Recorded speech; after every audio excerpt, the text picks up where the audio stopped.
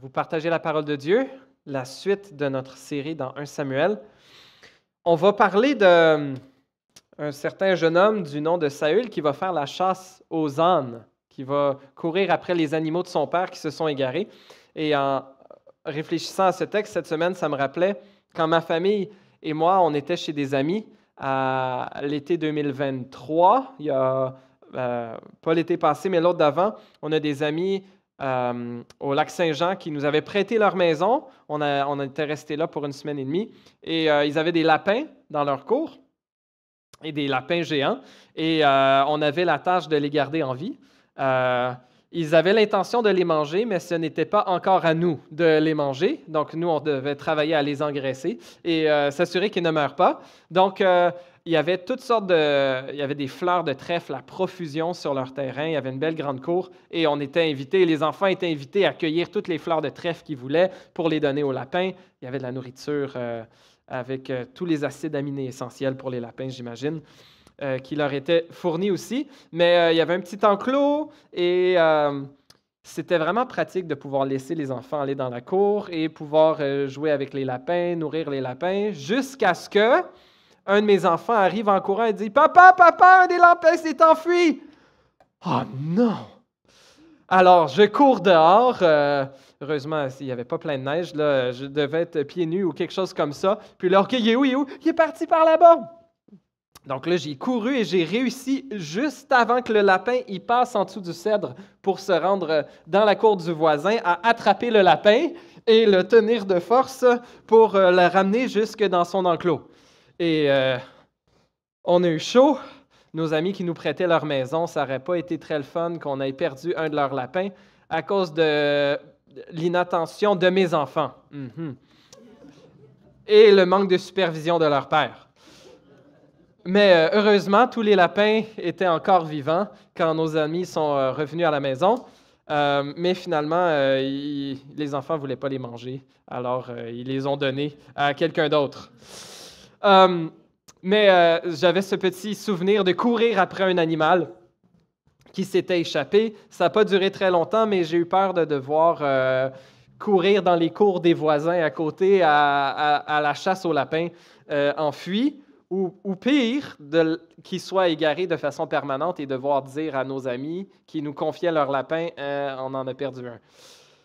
Alors, on voit un personnage aujourd'hui qui lui aussi ne fait pas la chasse aux lapins, il fait la chasse aux ânesses de son père. Et on va regarder ce texte-là ensemble. Message dans 1 Samuel 9 et 10, où on a vu la semaine passée, on voit comment Dieu est en train de préparer son peuple à la venue d'un roi. La semaine passée, le peuple qui avait dit à Samuel, « Nous voulons un roi comme les autres nations. » Samuel, le prophète qui avait été établi par Dieu depuis sa jeunesse, qui agissait comme leader d'Israël, on ne sait pas s'il prend un peu personnel ou il est conscient que non, le peuple, il ne demande pas pour les bonnes raisons, comme on l'a vu la semaine passée. Mais Dieu dit, « Non, je vais leur donner un roi. Je vais leur donner un roi. » Et on va voir aujourd'hui comment Dieu va organiser ça. Aujourd'hui, la semaine prochaine, comment Dieu va organiser ça, la venue de ce premier roi d'Israël. Donc, on va lire le chapitre 9 d'un coup. Ensemble, je vais faire des arrêts à droite et à gauche pour faire des petites explications. Mais on va regarder donc ce premier passage. On peut aller au prochain point. On va voir la providence de Dieu dans la vie ordinaire. Dans ce chapitre, 1 Samuel, chapitre 9. Je vous invite à suivre avec moi dans votre Bible. Je lis la parole de Dieu. Il y avait un homme de Benjamin appelé Kis. Il était fils d'Abiel, petit-fils de Tséror, descendant de Bécorat, d'Aphiac, lui-même fils d'un Benjaminite. C'était un vaillant guerrier. Première petite notice, le peuple d'Israël, le peuple de Dieu, étaient les descendants d'un homme qui s'appelait Jacob, le petit-fils d'Abraham, à qui Dieu avait fait une promesse de leur donner un territoire et d'avoir une grande nation qui naîtrait de lui, que toutes les nations seraient bénies en lui, que des rois sortiraient de lui.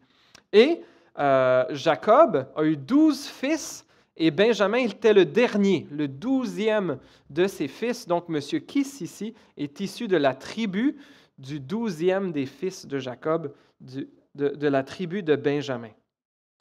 Et même si vous vous souvenez de cet épisode à la fin du livre des Juges, qui précède le livre de 1 Samuel, il y a Ruth entre les deux, mais la tribu de Benjamin avait quasiment été exterminée parce qu'il y avait eu une situation un viol absolument terrible dans leur territoire. Et lorsque les autres peuples, les autres tribus en avaient entendu parler, ils disaient, OK, livrez-nous les hommes qui ont commis ça. Alors tous les Benjaminites ont dit, oh que non! Ils sont sortis dans leur armée. Alors ils se sont fait la guerre et la tribu de Benjamin a quasiment été exterminée. Mais par quelques tours de passe-passe un peu louches, ils ont réussi à ce que la tribu de Benjamin ne soit pas exterminée. Et là encore, il y a des Benjaminites, dont ce fameux monsieur Kis. Verset 2. On va avancer, on va avancer. Il avait un fils du nom de Saül qui était jeune et beau, plus beau que tous les Israélites et qui les dépassait tous d'une tête. Les ânesses de Kis, le père de Saül, s'égarèrent. Et Kis dit à son fils Saül, « Prends avec toi l'un des serviteurs, lève-toi et va à la recherche des ânesses. » Petit commentaire, peut-être que pour nous, des ânes, ce n'est pas un animal qui nous semble particulièrement attirant ou utile, mais les ânes, c'était les jeeps de l'époque. C'était des animaux tout-terrain, à la fois pour le transport de personnes que pour le transport de marchandises. C'était des animaux qui étaient capables de faire du travail aussi. Et un peu comme notre lapin, je ne sais pas s'il y a un enfant qui avait été inattentif ou un père qui ne supervisait pas bien, mais les ânesses de Kis se sont enfuis.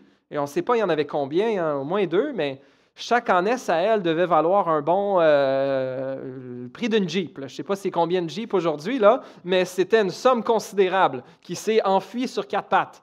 Alors, Saül, à l'aide d'un serviteur, va à la recherche de ces ânesses. Verset 4. Saül traversa la région montagneuse d'Éphraïm et le pays de Shalisha sans les trouver. Ils passèrent par le pays de Shaalim et ils n'y étaient pas. Ils parcoururent le pays de Benjamin et ils ne les trouvèrent pas. Ils étaient arrivés dans le pays de Tsouf lorsque Saül dit au serviteur qui l'accompagnait, ça je l'ajoute, mais il dit, viens, retournons chez nous, sinon mon père oubliera les ânesses et s'inquiétera pour nous. Le serviteur lui dit, il y a dans cette ville un homme de Dieu, et c'est un homme estimé. Tout ce qu'il dit arrive à coup sûr. Allons-y donc, peut-être nous fera-t-il connaître le chemin que nous devons prendre. Saül dit à son serviteur, mais si nous y allons, qu'apporterons-nous à l'homme de Dieu? En effet, il n'y a plus de provisions dans nos sacs, et nous n'avons aucun cadeau à lui offrir. Qu'avons-nous? Le serviteur reprit la parole et dit à Saül, oh, j'ai sur moi un peu d'argent. Un quart de shekel, je pense, dans les textes originaux, et je le donnerai à l'homme de Dieu, et il nous indiquera notre chemin. Quand on allait consulter Dieu, on disait autrefois en Israël, venez, allons trouver le voyant. Celui qu'on appelle aujourd'hui prophète s'appelait en effet autrefois voyant. Petite leçon de vocabulaire de l'époque. Saül dit à son serviteur, tu as raison, viens, allons-y. Et ils se rendirent à la ville où se trouvait l'homme de Dieu. Alors, c'est intéressant, ici, le narrateur ne nous dit pas qui est cet homme de Dieu, dans quelle ville ils sont. On va voir. Dieu est à l'œuvre, en train d'amener les ânesses perdues et Saül pour une rencontre avec cet homme de Dieu. Verset 11. Alors qu'ils montaient à la ville, ils rencontrèrent des jeunes filles sorties pour puiser de l'eau. Et ils leur demandèrent, le voyant est-il ici? Le prophète est-il ici? Elles leur répondirent, oui, il est devant toi, mais dépêche-toi. Il est venu aujourd'hui en ville parce qu'il y a un sacrifice pour le peuple sur le haut lieu. Dès que vous serez entrés dans la ville, vous pourrez le trouver avant qu'il ne monte au haut lieu pour manger. En effet, le peuple ne mangera pas avant son arrivée parce qu'il doit bénir le sacrifice. Ils montèrent alors à la ville, verset 14. Ils étaient arrivés au milieu de la ville quand ils rencontrèrent Samuel, qui sortait pour monter au haut lieu. Et là, le narrateur nous fait une petite parenthèse ici, un petit flashback. Or, les versets 15 à 17, un jour avant l'arrivée de Saül, l'Éternel avait averti Samuel en disant, demain à cette heure-ci, je t'enverrai un homme du pays de Benjamin. Tu le oindras ou tu le désigneras par onction comme chef de mon peuple, d'Israël. Il sauvera mon peuple de l'oppression des Philistins. En effet, j'ai regardé mon peuple parce que son cri est venu jusqu'à moi. Lorsque Samuel eut aperçu Saül, l'Éternel lui dit, « Voici l'homme dont je t'ai parlé, c'est lui qui régnera sur mon peuple. » Et on a ici la fin de la parenthèse. Saül s'approcha de Samuel au milieu de la porte de la ville et lui dit, « Indique-moi, je t'en prie, où se trouve la maison du voyant. » Il ne sait pas à qui il parle. Samuel répondit à Saül, « C'est moi qui suis le voyant. Monte devant moi au haut lieu, et vous mangerez aujourd'hui avec moi. Je te laisserai partir demain, après t'avoir donné réponse pour tout ce qui te préoccupe. Ne t'inquiète pas pour les ânesses que tu as perdues il y a 3 jours, car elles sont retrouvées. Et pour qui est réservé tout ce qu'il y a de précieux en Israël? N'est-ce pas pour toi et pour toute ta famille? » Saül répondit, « Ne suis-je pas benjaminite, membre de l'une des plus petites tribus d'Israël, et mon clan n'est-il pas le plus insignifiant de tous ceux que compte la tribu de Benjamin? Pourquoi donc me tiens-tu ce discours? » Quand, cette parenthèse, Samuel dit à Saül, au verset 20, « Pour qui est réservé tout ce qu'il y a de précieux en Israël, n'est-ce pas pour toi et pour ta famille? » Il est en train de lui annoncer, « Ce qu'il y a de meilleur en Israël est pour toi. » Puis il dit, quoi? Je ne suis pas au courant. Je suis benjaminite. Ma famille, notre clan, on n'est pas des big shots, là. On n'est pas une grande famille aristocrate, même si son père, on sait, était quand même d'une certaine richesse. On continue verset 22. Donc, il y a le mystère ici. Samuel prit Saül et son serviteur, les fit entrer dans la salle et leur donna une place à la tête des invités. Il y avait là une 30aine d'hommes. Samuel dit au cuisinier, « Sers la portion que je t'ai donnée en te disant de la mettre à part. » Le cuisinier préleva la cuisse et ce qui l'entoure, et il la servit à Saül. Samuel dit, « Voici ce qui a été réservé. Sers-toi et mange, car on l'a gardé pour toi lorsque j'ai invité le peuple. » Ainsi, Saül mangea avec Samuel ce jour-là. Donc Saül arrive, il cherche Samuel pour savoir où sont passées ses ânesses. Samuel lui annonce, « Oui, tes ânesses sont déjà retrouvées, ton instinct était bon. » Oh non, c'est quelqu'un d'autre qui va lui dire, « Ton père te cherche maintenant. » Mais il l'invite à ce festin. Il y avait un sacrifice sur une colline. Alors, ça devient clairement quelque chose après la construction du temple comme des endroits où le peuple adorait les idoles. On dirait qu'à cette époque-ci, à l'époque de Samuel, il construisait quand même des autels. On va voir Saül qui va construire un autre autel, que Dieu ne s'oppose pas à cela. Mais il allait pour un sacrifice et même la portion qu'il fait servir à Saül, c'est la cuisse et ce qui l'entoure. Normalement, ça, c'est la section qui était réservée pour le prêtre qui offrait le sacrifice. C'était une portion un peu sacrée. On se souvient peut-être des fils de Élie, Ophni et Phinehas, qui, eux, ils prenaient n'importe quoi alors qu'ils auraient dû prendre la cuisse qui leur était réservée. Mais ici, il y a comme un rôle sacré que Saül va jouer parce qu'il reçoit même la part qui est normalement réservée au prêtre, qui est consacré pour le serviteur de l'Éternel. On continue, verset 25. Ils redescendirent du haut lieu à la ville, et Samuel s'entretint avec Saül sur la terrasse du toit. Puis, ils se levèrent de bon matin. À l'aurore, Samuel appela Saül sur le toit en disant, « Viens, et je te laisserai partir. » Saül se leva, et ils sortirent tous les deux, Samuel et lui. Quand ils furent descendus à la limite de la ville, Samuel dit à Saül, « Dis à ton serviteur de passer devant nous. » Le serviteur passa devant. « Arrête-toi maintenant, reprit Samuel, et je vais te faire connaître la parole de Dieu. »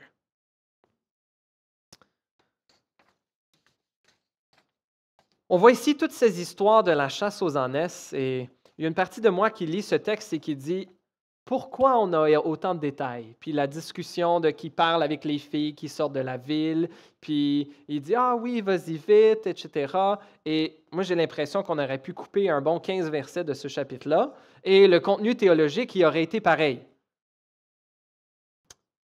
Une des raisons possibles pour lesquelles toutes ces choses-là sont là, c'est pour nous montrer que, comme je l'ai mentionné tantôt, Dieu était à l'œuvre à travers tous ces petits événements apparemment insignifiants de la vie d'un agriculteur, propriétaire d'animaux et de terre, que de partir à la recherche de ces animaux enfuis.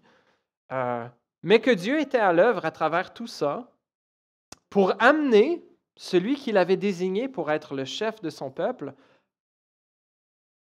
à son prophète, à qui le peuple avait demandé « Donne-nous un roi sur Israël », celui que Dieu avait désigné.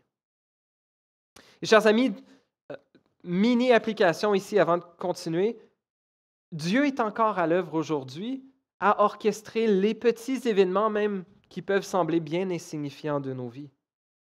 Le Seigneur est au contrôle de toutes nos vies, autant des grands événements qui nous arrivent que des choses qui peuvent nous sembler les plus ordinaires. Peut-être que Dieu permet certaines difficultés, certains embûches, certains obstacles. Peut-être qu'il est en train de former un trait de notre caractère. Peut-être qu'il veut nous montrer une nouvelle manière de le servir. Toujours est-il que Dieu est toujours au contrôle. Et comme ici, dans un événement très important, amener le roi d'Israël, le premier roi d'Israël, au prophète qui va l'établir, Dieu est encore à l'œuvre dans nos vies aujourd'hui, dans chacune de vos vies, chers amis. Si nous avons les yeux pour voir et si nous avons la foi pour lui faire confiance qu'il est bon et qu'il est en train d'orchestrer nos vies, sachons reconnaître la bonté et la providence divine de Dieu dans la vie ordinaire.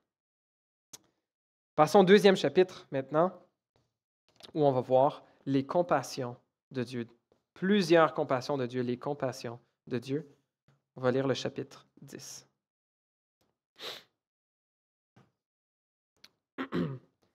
Samuel prit une fiole d'huile qu'il versa sur la tête de Saül. Il l'embrassa et dit, « L'Éternel t'a oint ou t'a désigné par onction pour que tu sois le chef de son héritage. » Ou l'Éternel t'a messianisé. L'Éternel t'a rendu Messie. Le terme Messie veut dire loin, celui qui est oint par Dieu. Alors, il a été désigné pour être le chef de l'héritage de Dieu. Alors, c'est intéressant. Il dit, au verset 1, que Saül est oint pour être le chef de son héritage. Et cet héritage, le terme parfois parle du peuple d'Israël, parfois il est question du territoire, que la terre promise que Dieu leur avait donnée. Parfois il est question des deux. Mais Saül ne sera pas le chef de son propre royaume, il sera le chef de l'héritage de Dieu. Il sera appelé comme un subordonné de Dieu à qui appartient véritablement cet héritage. Verset 2. Samuel continue. Aujourd'hui, et là, ce qu'on va voir ici, c'est la compassion de Dieu qui va confirmer pour Saül ce qui peut lui sembler difficile à croire. Alors, il n'y avait aucun précédent de roi pour Israël. Et là, Samuel, hors de nulle part, Saül est arrivé là, on dirait, lui croirait par hasard, alors que c'était la providence de Dieu. Mais Samuel va lui donner 3 signes qui vont aider Saül à se faire à l'idée que, OK, non, c'est vraiment Dieu. Ce n'est pas juste le voyant, le prophète qui sort ça out of the blue, mais que c'était vraiment la volonté de Dieu pour moi d'être le roi. Il va lui donner 3 signes qui vont se réaliser. On les lit dans les versets 2 à 7. Premier signe, verset 2. « Aujourd'hui, après m'avoir quitté, tu trouveras 2 hommes près du tombeau de Rachel, sur la frontière de Benjamin, à Tseltsar. Ils te diront, les ânesses à la recherche desquelles tu es allé sont retrouvées. Maintenant, ton père ne pense plus aux ânesses, mais il s'inquiète pour vous. Il dit, que dois-je faire au sujet de mon fils? » Premier signe. Deuxième signe, versets 3 et 4. « De là, tu iras plus loin et tu arriveras aux chênes de Tabor, où tu rencontreras 3 hommes en train de monter vers Dieu à Béthel. Ils portent l'un 3 chevreaux, l'autre 3 gâteaux de pain et l'autre une outre de vin. Ils te demanderont comment tu vas et te donneront 2 pains. Tu les accepteras de leur part. Ça commence à être précis, là. Tu vas rencontrer ces 3 hommes qui vont avoir chacun ces affaires-là. Ils vont t'en donner 2. Et ça, en plus, c'était un sacrifice qui était réservé pour l'Éternel, là. Ils se rendaient à la ville de Béthel, probablement où il y avait un haut lieu, pour offrir ces choses-là à l'Éternel, mais ils vont les donner à Saül. Une deuxième fois qu'il reçoit un cadeau, normalement, qui est pour la prêtrise. Un signe que Dieu l'a mis à part pour une tâche spéciale. Troisième signe, versets 5 et 6. Après cela, tu arriveras à Gibéa Elohim, où se trouve une garnison de Philistins. Et les Philistins y étaient dans le coin. En entrant dans la ville, tu rencontreras une troupe de prophètes qui descendent du haut lieu, précédés du luth, du tambourin, de la flûte et de la harpe, et qui prophétisent. L'Esprit de l'Éternel viendra sur toi. Tu prophétiseras avec eux, et tu deviendras un autre homme. Lorsque ces signes se seront réalisés pour toi, fais ce que tu trouveras à faire, car Dieu est avec toi. Puis, tu descendras avant moi à Gilgal. Je descendrai vers toi pour offrir des holocaustes et des sacrifices de communion. Tu attendras 7 jours jusqu'à ce que j'arrive vers toi et que je te dise ce que tu dois faire. Verset 9. Dès que Saül eut tourné le dos pour se séparer de Samuel, Dieu lui donna un autre cœur, et tous ces signes se réalisèrent le même jour. Les premiers et les deuxièmes, cette pause, le premier et le deuxième ne sont pas mentionnés, comment ils se sont produits, mais tous les signes se sont accomplis le même jour. Puis là, le narrateur nous parle du troisième signe. Lorsqu'ils arrivèrent à Gibéa, une troupe de prophètes vint à sa rencontre. L'Esprit de Dieu vint sur lui, et il prophétisa au milieu d'eux. Tous ceux qui l'avaient connu auparavant virent qu'il prophétisait avec les prophètes. Et les membres du peuple se disaient l'un à l'autre, « Qu'est-il arrivé au fils de Kis? Saül est-il aussi parmi les prophètes? » Quelqu'un de Gibéa ajouta, « Et qui est leur père? » De là vient le proverbe, « Saül est-il aussi parmi les prophètes? » Proverbe bien connu à Montréal en 2024, n'est-ce pas? Lorsqu'il eut fini de prophétiser, Saül se rendit au haut lieu. Et son oncle lui demanda, ainsi qu'à son serviteur, « Où êtes-vous allés? » Samuel répondit, « À la recherche des ânesses, mais nous ne les avons pas aperçus, et nous sommes allés trouver Samuel. » L'oncle de Saül dit, « Raconte-moi donc ce que vous a dit Samuel. » Peut-être qu'il y a toutes sortes de signes un peu bizarres. Le Saül il a été invité pour un sacrifice avec 30 personnes, il a eu la meilleure part, puis là, le serviteur il s'est fait dire « Va plus loin ». Samuel voulait lui parler juste à lui, puis là, l'Esprit de l'Éternel vient sur lui, il se met à prophétiser un peu dans un état presque de transe, on dirait, comme ça va lui arriver dans 1 Samuel 19 aussi, comme une forme de jugement de l'Éternel. Mais là, il y a toutes sortes de choses un peu bizarres qui arrivent à Saül, et là, son oncle il dit « OK, que t'as dit Samuel? Raconte-moi donc ce que vous a dit Samuel. » Verset 16. Saül répondit à son oncle, « Il nous a assuré que les ânesses s'étaient retrouvées. » Il ne lui dit rien de la royauté dont avait parlé Samuel.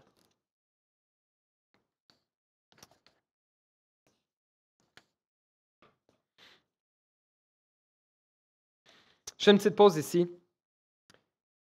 Dieu a donné ces 3 signes à Saül pour l'aider à croire ce qu'il avait de la misère à croire. Et on va le voir après, Saül, il ne prend pas la royauté avec entrain, avec gaieté de cœur. On va voir, ça c'est notre 3e point, un peu sa grande timidité. Le fait qu'il ne le prend pas avec joie, ce rôle de royauté que Dieu semble lui donner. Mais Dieu donne ces signes à Saül comme une de ses compassions, ou une manière de lui prouver ce qui semble difficile pour Saül à accepter.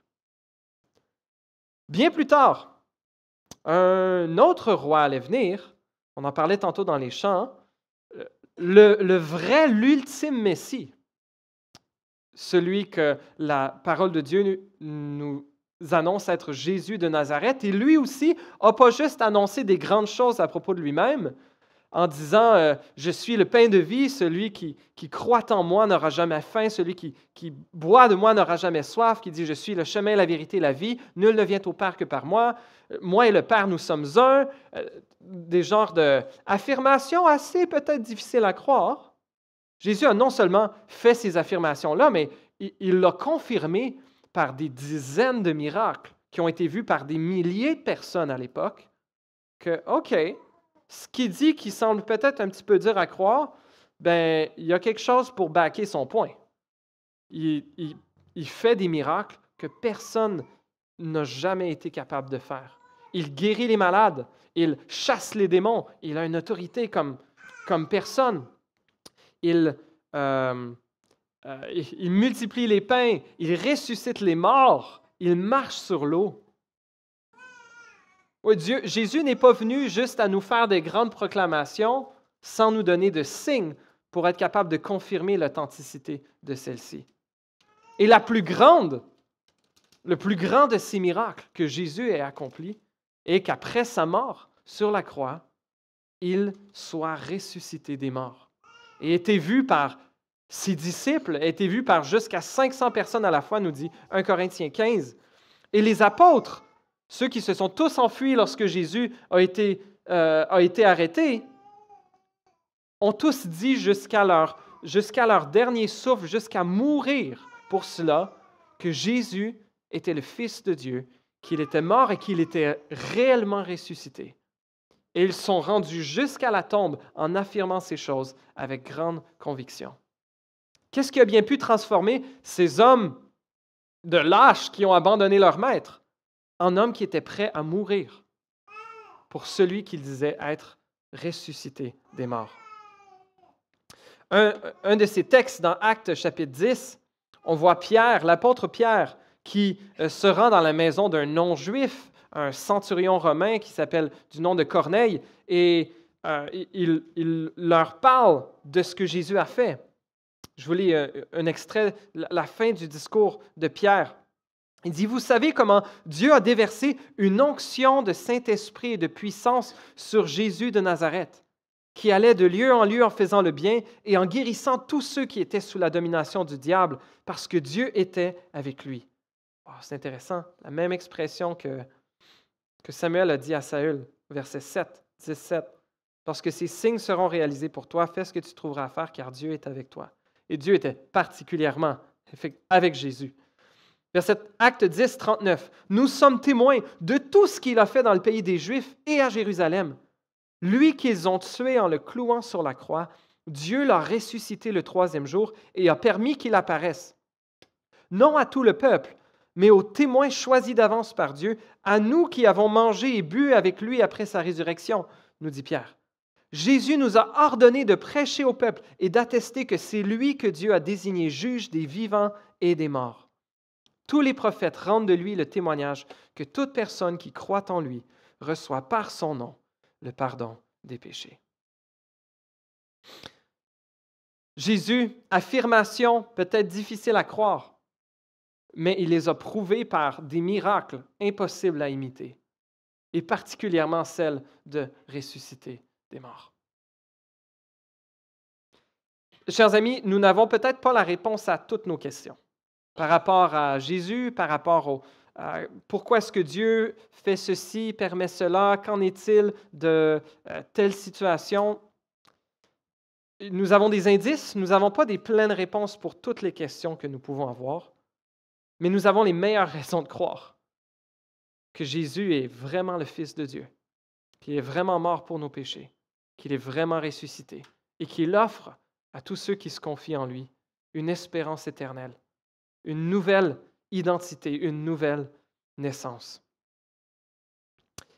Et il y a des bonnes réponses à trouver à ces questions. Il y a des bonnes réponses pour ces questions-là. Si vous êtes incertain, si vous êtes en recherche personnelle de ce que la Bible dit à propos de Jésus, si c'est vrai, si c'est vraiment vrai, mais je vous invite à en parler avec un chrétien en qui vous avez confiance, à venir me parler à moi, à un des leaders de l'Église, ça va nous faire plaisir. Il y a des bonnes ressources, il y a des bonnes réponses.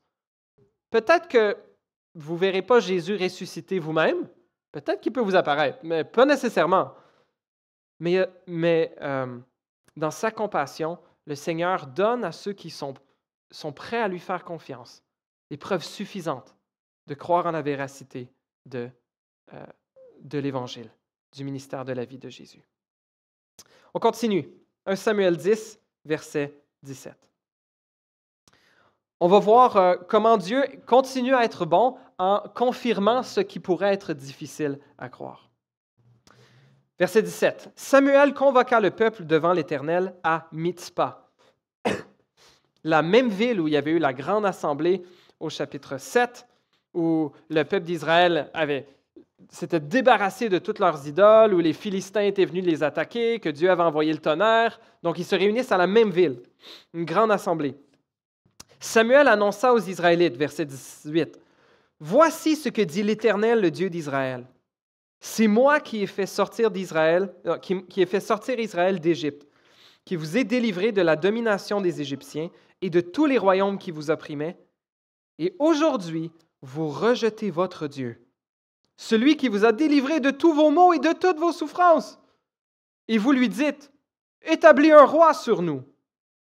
Présentez-vous maintenant devant l'Éternel, par tribu et par milliers. » On a Samuel qui répète un peu certaines des accusations qu'il a faites au chapitre 8, en disant au peuple, « Dieu vous a délivré d'Égypte.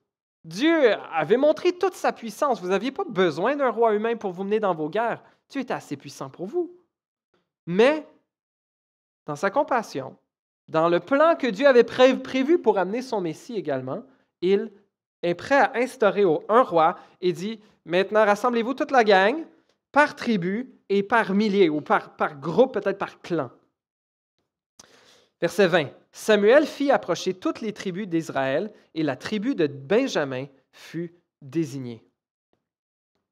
Il fit approcher la tribu de Benjamin clan par clan et le clan de Matri fut désigné. Puis Saül, fils de Kis, fut désigné. Donc, là, ce qui se passe, c'est qu'il y a une forme de révélation de la volonté de Dieu qui se fait à travers le jet au sort. On ne voit pas l'expression ici, je pense qu'elle revient un petit peu plus tard, mais c'est possible que c'était avec une partie des habits du grand prêtre. Il y avait l'Urim et le Thummim, c'était, on dirait, des roches, une façon que Dieu, un genre de dé, là, qu'on roulait un dé ou tirait à la courte paille, puis Dieu avait prévu que pour son peuple, pour Israël, dans cette époque-là, c'était une façon qu'il allait révéler sa volonté au peuple. Alors, il y a les 12 tribus qui sont assemblées, et je ne sais pas, avec l'Urim et le Thummim, ou en jetant le dé ou quelque chose, la volonté de Dieu est révélée, c'est la tribu de Benjamin. Et là, Samuel ne va pas être lui-même en train de dire « Dieu m'a dit, c'est qui votre roi? » Tout le monde est rassemblé et tout le monde voit ce que Dieu avait déjà dit à Samuel, que Samuel avait déjà oint Saül de façon privée. Là, ça va être révélé à tous de façon publique et on ne pourra pas s'opposer, en tout cas, que c'est ce que le sort a désigné, que c'est cet homme qui sera roi d'Israël. Alors, tribu de Benjamin, le clan de Matri, et ensuite, finalement, Saül fut désigné. On le chercha et il arriva, mais on ne le trouva pas. Ah? On consulta de nouveau l'Éternel en demandant, « Y a-t-il encore un homme qui soit venu ici? » Et l'Éternel dit, on ne sait pas trop comment il s'est révélé, « Il est caché vers les bagages. » On courut le tirer de là, et il se présenta au milieu du peuple. Il les dépassait tous d'une tête. Samuel dit à tout le peuple, « Voyez-vous celui que l'Éternel a choisi? Il n'y a personne dans tout le peuple qui soit pareil à lui. » Et tout le peuple cria, « Vive le roi! » Samuel fit alors connaître au peuple le droit relatif à la royauté et l'écrivit dans un livre qu'il déposa devant l'Éternel. Puis il renvoya tout le peuple, chacun chez soi. Une des façons que la compassion de Dieu est donnée à son peuple, c'est qu'il instaure un droit pour la royauté. Il donne une loi. On en a vu la semaine passée, mais ça on dirait que plus que c'était la façon que les rois fonctionnaient à l'époque. Là, on n'a pas ce texte-là, c'est peut-être inspiré de Deutéronome 17, où Dieu avait dit à Moïse certaines des stipulations par lesquelles le roi serait désigné sur Israël. Il devait être un Israélite, il ne devait pas multiplier les chevaux, les femmes et l'argent. Il devait avoir sa propre copie de la Torah, de la loi de Dieu qu'il recopiait manuellement comme une façon de... Il devait lui-même être soumis à Dieu. Et même à l'époque, c'était pas particulièrement commun de oindre les rois dans l'ancien Proche-Orient. À cette époque-là, c'était pas une coutume qui était nécessairement si répandue parmi les peuples, malgré que ce soit quelque chose qu'on voit à plusieurs reprises dans l'Ancien Testament pour les rois. On le voit pour le grand prêtre. On le voit pour certains prophètes aussi. On voit Élie qui va oindre Élisée. Et c'était aussi une façon de démontrer que des objets étaient consacrés, étaient mis à part pour un objet sacré. Moïse avait oint le tabernacle et les différents meubles sacrés du tabernacle, ainsi que Aaron et ses fils. Donc, c'est un signe de consécration, de mise à part. Toujours est-il qu'à l'époque, il n'y avait pas tant de nations qui faisaient une onction de cette façon-là pour le couronnement des rois. Il y avait d'autres pratiques. Mais en Égypte, il y avait une onction qui se faisait, pas du pharaon par contre. Le pharaon, l'empereur égyptien, lui n'était pas oint, mais les rois qui devenaient des vassaux ou des serviteurs du pharaon, eux étaient oints. Comme symbole qu'ils étaient maintenant...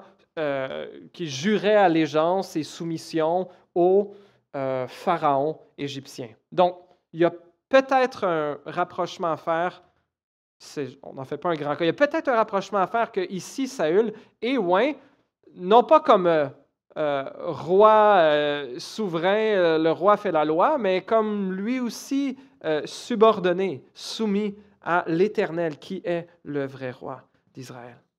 Donc Dieu donne une loi pour diriger la royauté. Et la loi de Dieu était bonne pour son peuple à l'époque, tout comme la parole de Dieu pour nous, chers amis, est encore bonne. Tout comme la loi de Dieu encore pour nous est bonne pour notre bien. Elle révèle notre péché, elle révèle que nous sommes incapables de la suivre, que nous sommes incapables de la suivre, que nous avons besoin de Jésus comme sauveur. Mais elle nous révèle les bonnes façons que Dieu nous encourage, nous incite, nous appelle à vivre pour sa gloire et pour notre bien. Lorsque Dieu donne sa parole et sa loi, il s'agit d'une de ses compassions. Deux derniers versets, versets 26 et 27 dans 1 Samuel 10. Donc Samuel renvoie tout le monde chez eux. Il renvoya tout le peuple chacun chez soi. Verset 26. Saül aussi alla chez lui à Gibéa, accompagné des hommes de valeur dont Dieu avait touché le cœur. Il y eut toutefois des vauriens qui dirent: Quoi? C'est celui-ci qui nous sauvera? Ils le méprisèrent. Ils ne lui apportèrent aucun cadeau, mais Saül n'y prêta pas attention.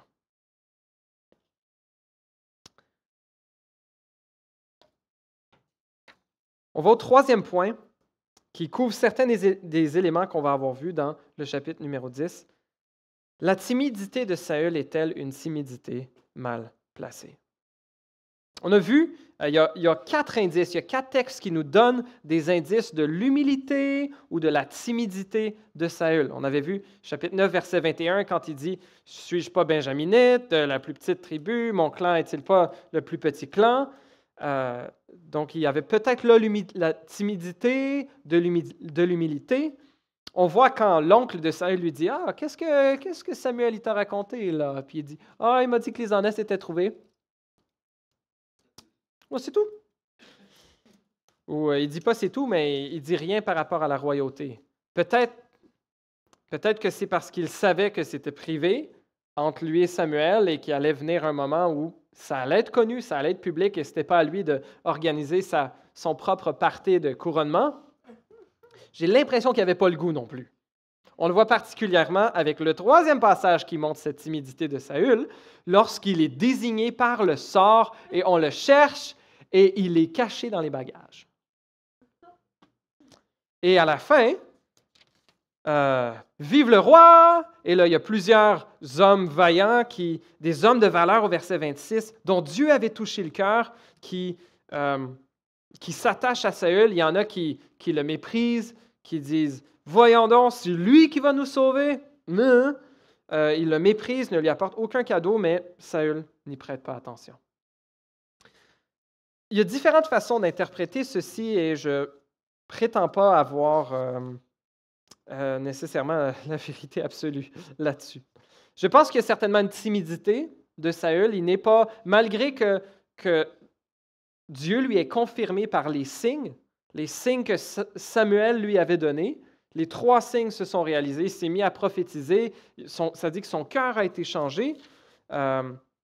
Au verset 10, verset 9, Dieu lui donna un autre cœur. Au verset 6, ça dit l'Esprit allait venir sur lui, allait devenir un autre homme. L'Esprit de Dieu est venu sur lui, effectivement, à ce moment-là. Et pour un certain temps, aussi parce qu'on voit dans 1 Samuel, verset 16, après que Saül va être rejeté, petit spoiler, que Dieu va désigner David comme prochain roi d'Israël, c'est mentionné dans 1 Samuel 16, verset 14. Je crois, l'Esprit de l'Éternel se retira de Saül. Après que l'Éternel l'ait rejeté, on va voir ça dans les prochains mois, il y a 2 désobéissances claires que Saül va démontrer. Est-ce que c'est parce que Saül était vraiment humble, mais à force d'être le roi, il a un petit peu pris goût et est devenu à développer une grande arrogance, un grand orgueil? C'est possible. C'est possible que c'est le même égocentrisme qui l'a amené à vouloir tenir le pouvoir entre ses mains et faire sa volonté, était le même égocentrisme qui se manifestait par sa timidité et ne pas vouloir répondre à l'appel que Dieu avait placé sur sa vie. Une crainte, moi je vois chez Saül une crainte d'assumer les nouvelles responsabilités pour lesquelles Dieu l'avait désigné. Et chers amis, il peut en être tout aussi vrai de nous aujourd'hui. Pas une grosse prédication et application aujourd'hui, mais j'aimerais terminer avec ça. C'est possible, c'est pas juste possible, c'est sûr, Dieu vous a confié des responsabilités. Et peut-être que Dieu est en train de vous confier des nouvelles responsabilités.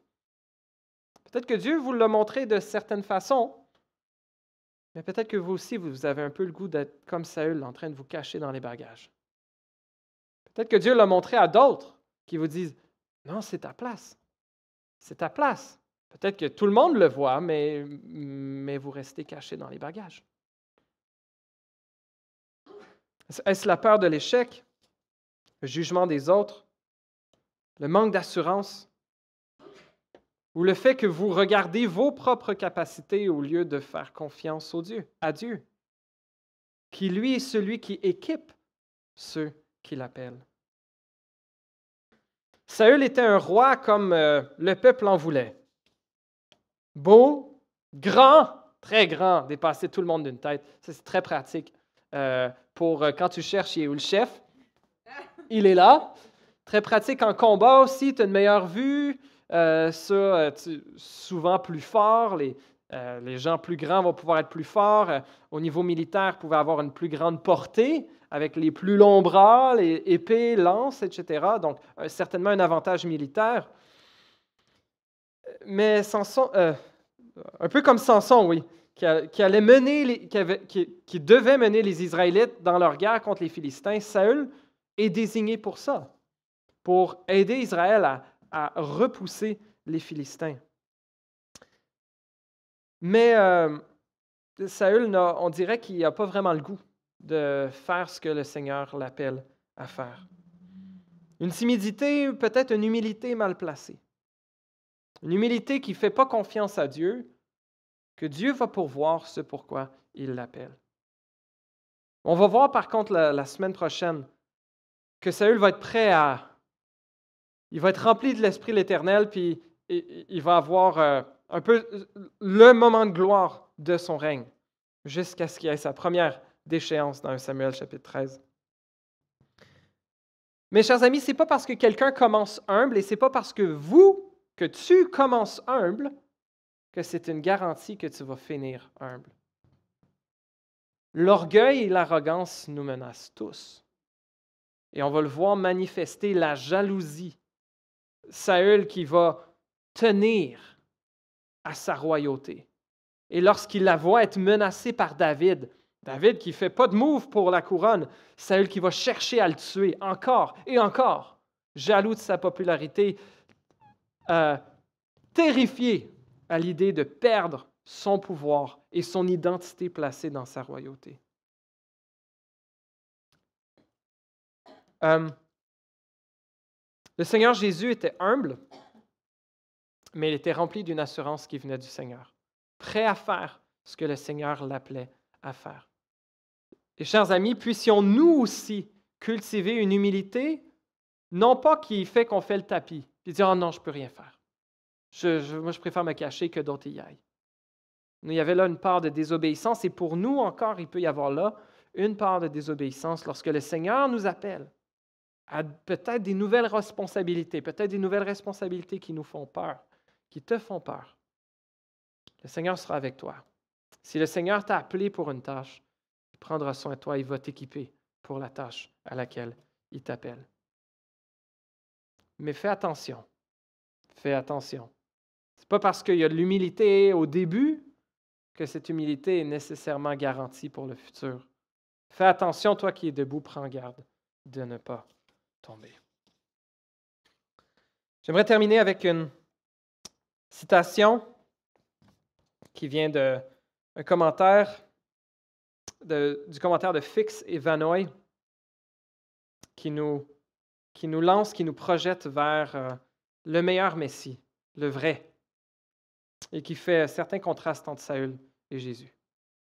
Contrairement à Saül dans ce récit, lors de son onction par le Saint-Esprit à son baptême, le véritable roi d'Israël n'aura pas sa vocation confirmée par 3 bénédictions, mais par 3 tentations dans le désert. Il ne se cachera pas parmi les bagages, mais avancera avec assurance vers son ultime épreuve en tournant son visage vers Jérusalem, où son couronnement ne sera pas une couronne d'or, mais d'épines, où le festin sera un simple repas de la Pâque, symbole de sa propre souffrance et de sa mort, où il sera élevé non pour s'asseoir sur un trône terrestre, mais pour être suspendu, nu, sur une croix. Et pourtant, la gloire de notre grand roi Jésus surpasse de loin celle de tout roi d'Israël avant lui, car par sa gloire souffrante, il a une fois pour toutes accompli le salut véritable pour son peuple. Amen.